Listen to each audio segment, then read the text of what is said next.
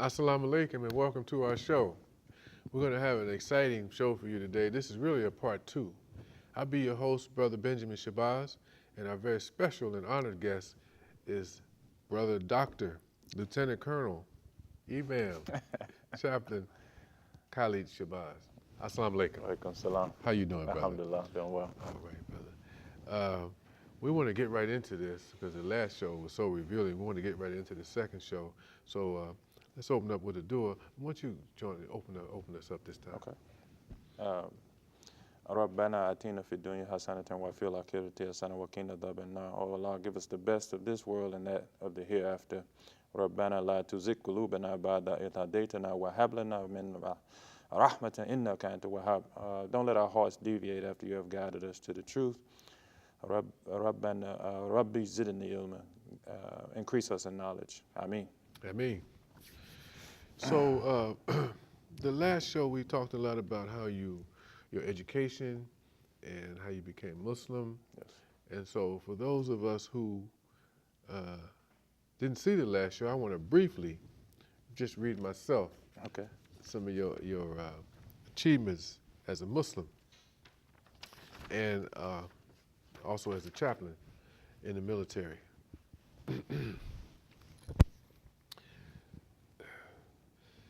Okay, Khalid Shabazz is a native of Alexandria, Louisiana. He also holds a Ph.D. in higher education administration from Trident University International and honorary doctorate of ministry from North Texas Theological Seminary at Tyler, Texas, for his work in interfaith communities. He holds 4 master's degrees from Claremont University Interfaith Action, Hartford Seminary Comparative Religion, Duquesne University in Pittsburgh, Pennsylvania, Philosophy and Ethics, and Trident University International Higher Educational Leadership. He holds a Bachelor of Science degree from Jarvis Christian College in Hawkins, Texas, Biology. He currently serves as a dissertation chair at Trident and an adjunct professor at Claremont Lincoln University. Lastly, he studied Arabic at the University of Jordan in Amman, Jordan. Chaplain Lieutenant Colonel Shabazz has also authored 3 books: Losing Our Manhood, Islam and Christianity, A Road to Peace, Faith, and Culture, a Call to Reason. His present and past military assignments are as follows: 7th Infantry Division Chaplain, I Corps Deputy Command Chaplain, I Corps, Fort Lewis, Washington, presently, Assistant Deputy Command Chaplain, 3 Corps, Fort Hood, Texas, BDE. A brigade chaplain. Brigade Chaplain, Air Cavalry Brigade, 1st Cav Division, Fort Hood, Texas. I was in 1st Air Cav. Amen. Strategic Plans and Operation, AFN Radio and Stromcan Officer, Heidelberg, Germany. And I was in the Signal Corps too. Ethics student at DeKeys University, Pittsburgh, Pennsylvania. U.S. Army Ethics Instructor at Captain Career Course, Fort Sill, Oklahoma. Battalion Chaplain, Air Cavalry Brigade, Fort Hood, Texas. 1st Cavalry Division, Senior Advisor to the Commanding General on all religious affairs at Guantanamo Bay, Cuba. Battalion Chaplain, 3rd and 13th Infantry Battalion, Fort Jackson, South Carolina. Boot camp. Battalion Chaplain, I-33 FA Bamberg, Germany. And I can read on, and it goes on and on. Right, that's right. I'm just happy to be here with you. I'm honored to be here with you. Beautiful dua, by the way. So let's continue on from where we left off. Let's see, we talked about when you took interest in Islam, how that Yes. came about. How did you choose your name? Oh, wow.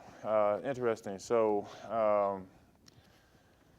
I was searching because I wanted a name that started a new beginning for me. And so when I was researching the name, of course, Arabic names have a variety of meanings. So I saw Khallid was somebody told me it meant sword of Islam, which is not true. But when I went in to look at the etymology of the word Khallid, it means not only a friend, but one whose ideas live forever. So I thought to myself, I want to start a new family that was Muslim, and I want to be the progenitor of a new way of life for my children and my grandchildren. So I chose the name Khallid. Shabazz came in two phases. I was so enamored with Malcolm X, and when he went to Hajj after he came back, his name was El Hajj Malik Shabazz, so I wanted that name to be mine. And again, it was Allah's qadr, or destiny for me, I believe, because the name Shabazz means, it's a Persian name, it's actually not an Arabic name, it's a Persian name that means an eagle that flies above the eagles. And so for me, again, it was like, on this new journey that I'm on, I want to fly as high as I can fly. And so that's how I chose my name. Khallid Shabazz. Khallid Shabazz. Yes, sir. Yes, sir. So just to go along with that name, because that's my same name also. Alhamdulillah. It was introduced to us through the Honorable Elijah Muhammad. That's right. And the definition we was given was the greater takers, right? And it was talked about that, you know, when the mythology, rather, was when there was a wise scientist who wanted to go into Africa and conquer the wild beasts. And the other scientists didn't want to agree with him, see, so he went on his own. Right. And so that name took on another quality of being the greater taker. Yes. And then, so it was kind of like an indigenous name. Yes. It didn't come from anywhere else. Then later on, I found out the same thing you found out about it being that the high-flying eagle. Yes. And it could mean the greater taker. I mean, the eagle that flies above eagle. I mean, it could still. It's all wrapped up in there. It's all wrapped up in there. Yes.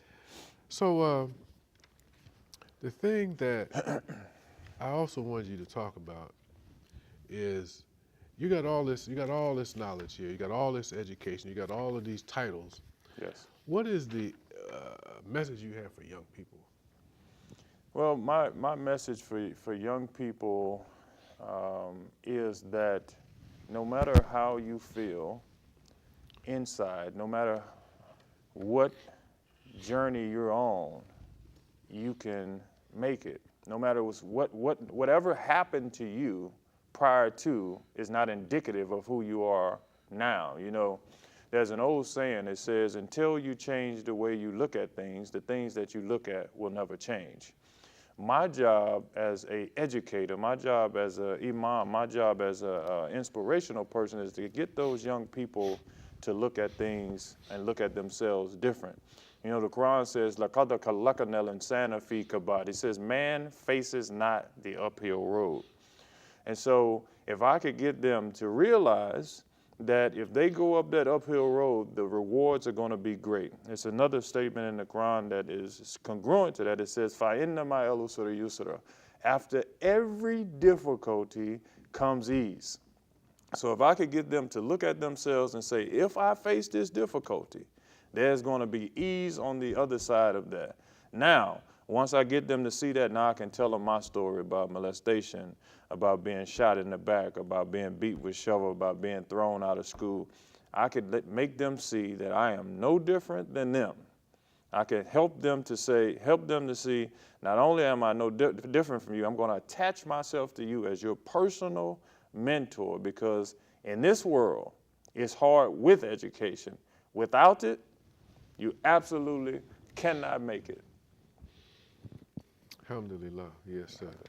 Yes, sir. That and also by you being a living example, you dispel the myth. Yes. Of black people, especially black people. That's correct. It's not part of them to be educated. That's right.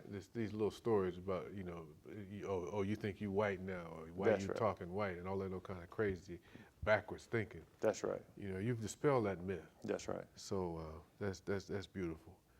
And I do believe, and I know you know it also, there are a lot of young people out here that are savable. Absolutely. Redeemable. Absolutely. And all they need to see is not somebody telling it to them, but somebody showing it to them. Absolutely. Yeah. So Absolutely. this is a beautiful thing. Yeah, the Quran says, "Wahadaina hu najdain." I have shown man two highways, right? And so, as educators, as people who have been endowed with this message, it is our job to not be role models for them but to be real models, like you just said. You know, they need to see people, not just telling them about how real education is. They need to see people who look like them, who talk like them, who speak like them, who also have achieved that level of education. When I meet young people, they have no idea who I am and what I've accomplished. You know, I'm just talking about, you know, we have a term in the military saying we meet people where they're at. And so when I'm talking to them, I'm just doing the little silly stuff that they do. Now, you know, I have achieved a level of affinity with them. He's cool. He's a good guy. And now, because I'm cool, I'm a good guy, now once you see the level of attainment, you're not afraid of me, and you could use me as a resource. I was reading a book just on yesterday on the post-traumatic slave syndrome. So one of the things that Dr. Joy was talking about, she said, why our children don't achieve in school is because the teachers don't relate to them in a sense of liking them. She said in Africa, in the old traditional tribes, when a young man walks up to another young man, or a young female walks up to another young female, the words that they use is, I see you. I see you, which inside of you, all of us want to be seen. All of us want to be recognized. She used as a parallel to the educational system where she says our kids want to be seen. They want to be noticed. They want to be liked. She says the most common statement that our kids come back when they come back from school is, why are you not doing well in school? They say, my teacher don't like me. The teachers haven't made the correlation that our students learn based upon the affinity that the student has for the teacher now, because they have an affinity, now they can speak into your life. So, Brother Imam, that's what I do. I want an affinity for the young people, and then once I get that affinity, they know that I care about them and they like them, now I can teach them. Now, all of this stuff that you read is not for me, it's what Allah subhanahu wa ta'ala gave me as a resource to be able to help those young people. Alhamdulillah. Alhamdulillah. Yeah, I got a chance to meet Dr. Joy. I forgot how to pronounce her last name, but Yes. I got a chance to meet her, and she talked to one of my granddaughters, you know, and that principle she was relaying to her. Yes. And this is so true. This is the problems that we have. Absolutely. And a lot of times, if a child is not close to their parents, Yes. that's pushing them, Yes. you know, to go past that, they That's would right. automatically say, "Yeah, the teacher don't like me. They don't like me. They don't like me." And so, education, you know, in our religion, we're taught that education is the lost property of the believers, That's correct. and we're to seek education if we even have to go as far away as China. Absolutely. And also, it says, and we have a right to education. You have a right. And I never forget when they talked about in the beginning of our religion how the Muslim soldiers would capture Muslims, non-Muslims, Yes. as prisoners of war, Yes. but would offer them freedom Absolutely. if they would teach the Muslims, 10 Muslims, how to read and write, or Absolutely. something to that effect. Yes, sir. You know, so it's all right here. This education is all right. It's out there. It's not Yes. unattainable. That's what I'm trying to say. Yeah, absolutely not. Not as far as where we might led to be think it is. That's right. Yes. Then the other thing about this being seen thing, you know, the street is calling too, because young people are getting their testosterone and estrogen coming up, and they want to be recognized as not a kid anymore. Right. Then the streets calling them. Well, come on Yes. out here Yes. in this madness. Right. You know, you get respect. Right. So that's a challenge I think we can't overlook. It is. It's a challenge, and I think as fathers, you know, one of the things that I incorporated, at least in my own home, I can't change the whole world, but one of the statements I used to make to my family is, You know, sometimes we're planting flowers out in other people's gardens and weeds are growing up in our own house. And so one of the things that I did, other communities, all other communities in the world besides the African American community have rites of passage, right? Ceremony. So for my young son, you know, I gave him a rites of passage ceremony. And I got 4 of my closest friends, all of them were non-Muslim, to take him through a stage of youth, young man, manhood, and old age, okay? And at the conclusion of that ceremony, we flew his grandfather down, and his grandfather gave him some words of wisdom, and my wife sung the Black National Anthem. It wasn't a dry eye in the house. And then I gave him, we took him from where his friends were standing in a group and then made him go over and stand with the men. And this is at 14 years old. So he knew at that time that he had the opportunity and the obligation now to be a man. Decisions, like the Quran says again, now the decisions are on you. What you do with your life is on you, because as a father, I have given you everything to get yourself from one place to another. But symbolism is important. And I don't think as African Americans, we've done a good job in bringing those symbols to our homes. We kind of left our symbols and adopted other people's symbols to the negation of our community. You said it all. Succinctly, you said it all. And I'm personally proud of you, the way you handle your family situation. Thank you, I appreciate it. And that is a problem we have in our community about our young men, is a lack of rites of passage. That's right.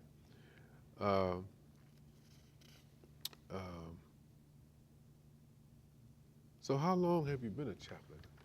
I've been a chaplain for about 17 and a half years. Great journey.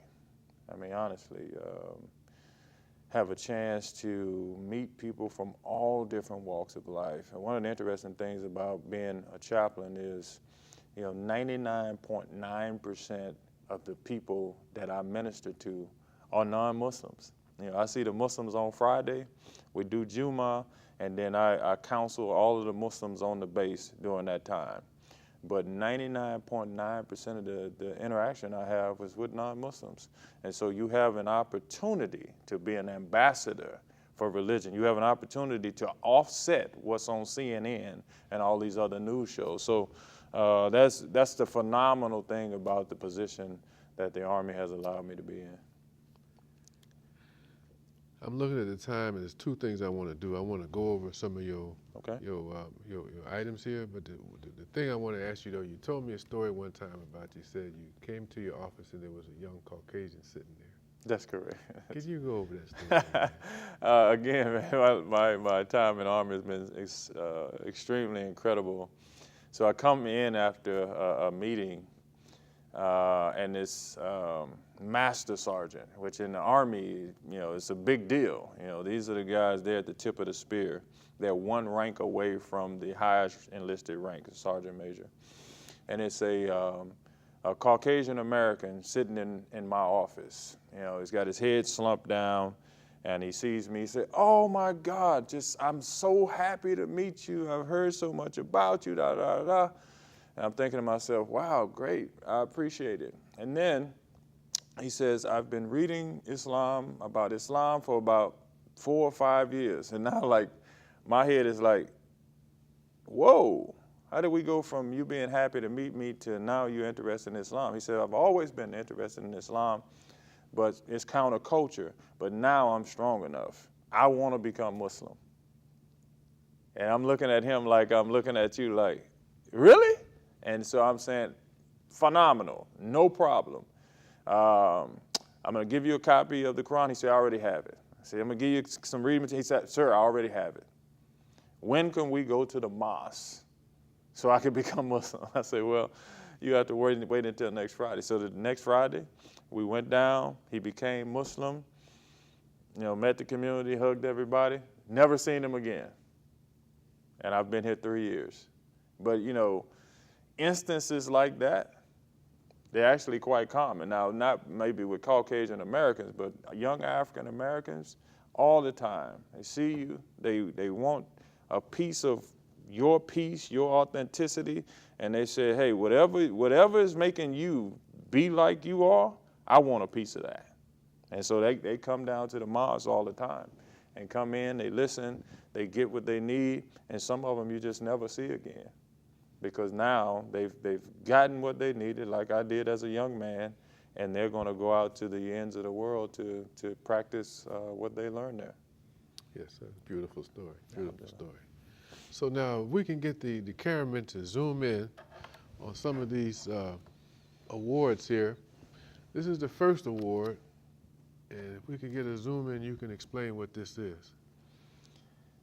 This was in one of the times I went to Iraq, from Taji, Iraq. I was leading an Islamic community there with people from multinational community. Come on in some more, Julius. And one of my first messages, first Juma, or first sermons was, God's chosen people are those people who choose God, right? Because, Islam is a thinking religion. And so the brothers, after 2 years, gave me this plaque and said, they were so grateful for me being there, being the imam and helping them with their faith, because we're in war. And so, in war, they had very sad self-esteem because we're over there and there's Muslims we're fighting against. And I went in, man, by the grace of Allah and picked their spirits up. So does this award have a name to it? It does not have a name, but usually when in the military they give you awards after you leave there. So what is it's Arabic on here? It's right? Arabic. What's it say? The Arabic says Allah and Ashhadu an la ilaha illallah, Ashhadu anna Muhammad Rasulullah. There's no God but Allah, and Muhammad is his messenger. Okay. So you got this from Iraq? I got that from Iraq. All right. So the next one is this one here. It's a very special award from Guantanamo Bay, Cuba. Okay. Yes, Guantanamo Bay, Cuba. I was asked to go down there to be an advisor to the... Come on in closer.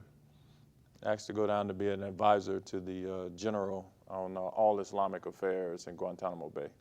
Okay. There it is. So what is some of the writings on here? Well, it's the American flag, and also you see here the cutout where the island is surrounded by water. So that's the Guantanamo Bay symbol there, and that's the naval base of Guantanamo Bay there. And this is all the multinational symbols. It was a joint base, which means there's Air Force, Marines, Army, and all of those people were there. So that's the symbol of that. And of course, at the bottom there is when I was a young captain. I think I had been in the Army about 4 years when I was called to do that mission. It was a special mission, and the Army Chaplains Corps thought enough of me to give me the mission. Okay, all right. So now let's get to the, let me hold this one up here. Yes, this is also from my time in going out through all of the community, but Baghdad and Iraq, and I was the only imam in theater, and so they gave me that award because I was flying all around the theater doing Juma and Ramadan and all the Muslim soldiers in the theater at the time of war. So the brothers back at the base said, Imam, I know we're kind of selfish, but we wish you were here all the time, but we're going to give you this rotary wing because you're flying all around taking care of the Muslim brothers. So this was in Baghdad? That's Baghdad. Okay. Yes. So now I'm going to turn it over. Oh, wait a minute. What's this flag here? This one here? This one? Oh, that's the flag of Iraq. Okay. And it says Allahu Akbar on it. God is great. Okay. Yes. So I'm going to turn this around. Does it actually say that on the flag? Yes. Does it say Allahu Akbar? Yes, it does. Okay. So now this is the other side. And so all the Muslim brothers who signed it at the base that I was the imam at. And this coin is from the 1st Cavalry Brigade out in Fort Hood. And so that's a commander's coin that they recognized that I not only took care of the Muslim soldiers, I took care of the other soldiers as well. Okay. This is great. This is great.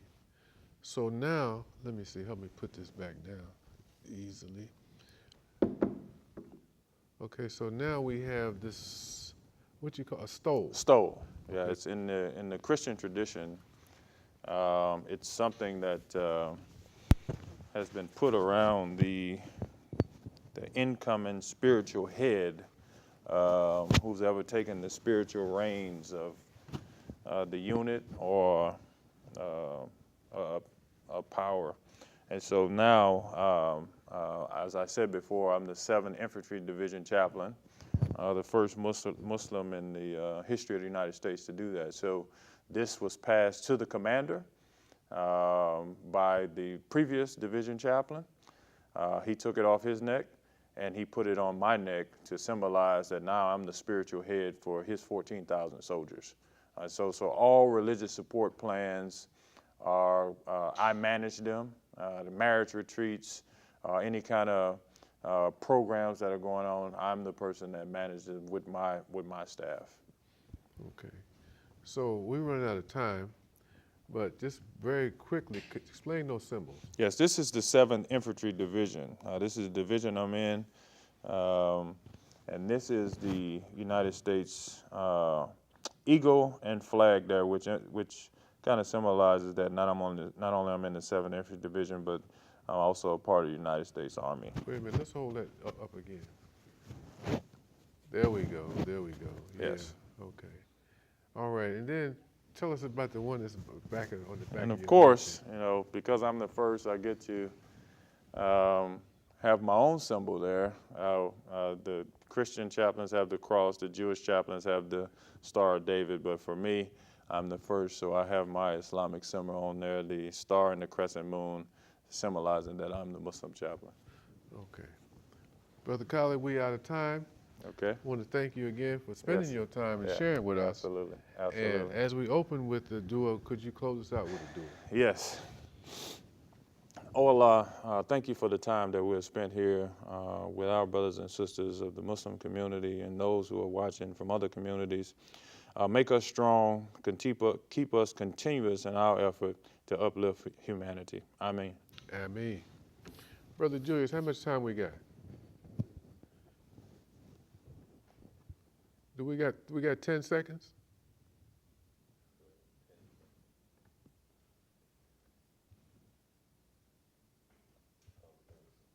Okay. Yeah, because I wanted to highlight on those books. Now, because when I'm looking at you on Facebook, people be asking about them books sometimes. Yes, they bound. So yeah, I'd like to get those books. Oh, yeah, for sure. This is That's the a confrontation between faith and tradition. Right. Converse concern, and this is the Yeah. a call to reason developing strong images in African American males. Now, what is that? This is still in production. Making some changes on it, but this is the Islamic Christianity, a roadmap to peace. Okay. So I'm still kind of working on that one. But. Okay. Yeah, I'm gonna get right on these.